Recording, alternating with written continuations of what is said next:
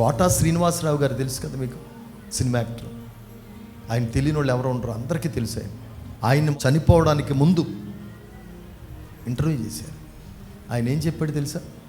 నాకు 1500 కోట్లు ఉన్నాయి, నాకు 1500 కోట్లు ఉన్నాయి, కానీ అనుభవించే వాళ్ళు ఎవరు లేరు. ఒక్కడే కొడుకు యాక్సిడెంట్లో చచ్చిపోయాడు, నా కూతురు కాలు తీసేశారు, ఈ ఆస్తి నేనేం చేయను. ఎంతోమందిని నవ్వించాడు, అతని జీవితంలో నవ్వు లేకుండా పోయింది. ఆ 3 గంటలు సినిమా చూసిన వాళ్ళందరూ ఓ భలే ఉందిరా, శాంతిగా సమాధానంగా ఉందిరా అనుకున్నారు. అతని జీవితంలోనే శాంతి లేకుండా పోయింది. శాంతి ఎక్కడుంది? సమాధానం ఎక్కడుంది? నవ్వించిన వాళ్ళలోనే నవ్వు లేదు, సమాధానం కలిగించాడు అనుకున్న వాళ్ళకి సమాధానం లేదే. ఎందుకు జీవించాను, ఎందుకు చచ్చిపోతాను నాకు అర్థం కాలేదు.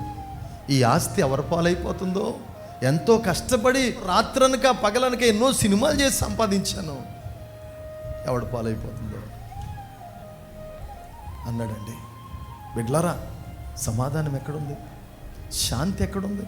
బయట ఏదో ఉందనుకుంటున్నావమ్మా, బయట ఏం లేదురా, దేవుడి దగ్గరే ఉంది సమాధానం.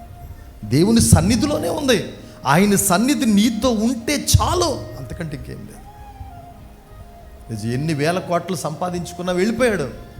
ఎక్కడికి పోయారయ్యా కోటా గారు అంటే, కోటా గారు ఏమన్నా దేవుణ్ణి సంపాదించుకున్నాడా? రక్షకుడిని సంపాదించుకున్నాడా? రక్షణ సంపాదించుకున్నాడా? నీతి వస్త్రం సంపాదించుకున్నాడా? పరలోకంలో పేరు సంపాదించుకున్నాడా? 1500 కోట్లు సంపాదించుకున్నాడు. ఆ ఏమన్నా ఇస్తాయా అతనికి? ఏం లేదు. ఒట్టి చేతులతో పోయాడు. కానీ నీవు నేను పరలోకం సంపాదించుకున్నాం, రక్షణ వస్త్రాన్ని సంపాదించుకున్నాం, నీతి వస్త్రాన్ని సంపాదించుకున్నాం. ఒక గొప్ప ధైర్యముతో, శుభ నిరీక్షణతో యేసయ్య రాకడ కొరకు ఎదురు చూస్తున్నాం. నీకంటే నాకంటే భాగ్యవంతులు ఎవరున్నారండి? ఇక్కడ ఆయన సన్నిధి చాలు మనకి.